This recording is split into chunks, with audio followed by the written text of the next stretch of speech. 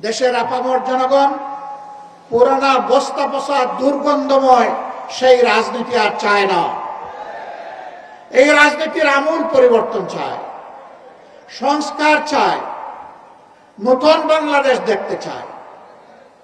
নতুন বাংলাদেশ পুরাতন ফর্মুলায় আর চলবে না ইনশাআল্লাহ।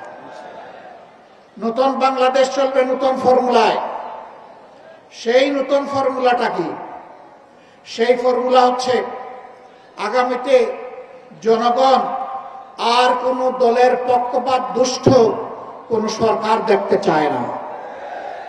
জনগণ দেখতে চায় জনগণের সরকার,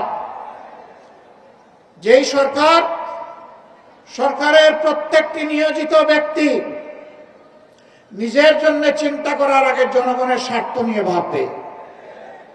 জনগণের স্বার্থ জনগণের হাতে তুলে দেওয়ার পরে জনগণের অংশ হিসাবে সেও তার অংশ ভোগ করবে। যেই সরকার জনগণের ভাগ্যের পরিবর্তনের কথা বলে জনগণের সাথে প্রতারণা করে নিজের ভাগ্যের পরিবর্তন করবে না, যেই সরকার দুর্নীতিতে জড়াবে না, যেই সরকারের মদতপুষ্ট হয়ে কেউ চাঁদাবাজি করার দুঃসাহস দেখাবে না, যেই সরকারের সময় সমাজের সর্বক্ষেত্রে ন্যায় বিচার প্রতিষ্ঠিত হবে,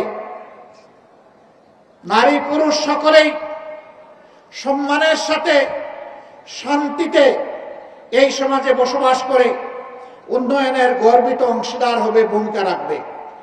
পুরুষরাও রাখবে, নারীরাও রাখবে, নিরাপত্তা এবং সম্মানের সাথে রাখবে। এই নতুন ব্যবস্থাপনা বাংলাদেশের জনগণ দেখার জন্য মুখিয়ে আছে। আগামী ফেব্রুয়ারিতে রোজার পূর্বে যে নির্বাচন ইনশাআল্লাহ অনুষ্ঠিত হবে, সেই নির্বাচনে জনগণ যাদের কর্মসূচি সমর্থন করে, যাদের বক্তব্যে আস্থা রেখে তাদেরকে বাছাই করে নেবে, আমরা তাদেরকে অভিনন্দন জানানোর জন্য এখন থেকে প্রস্তুতি নিচ্ছি।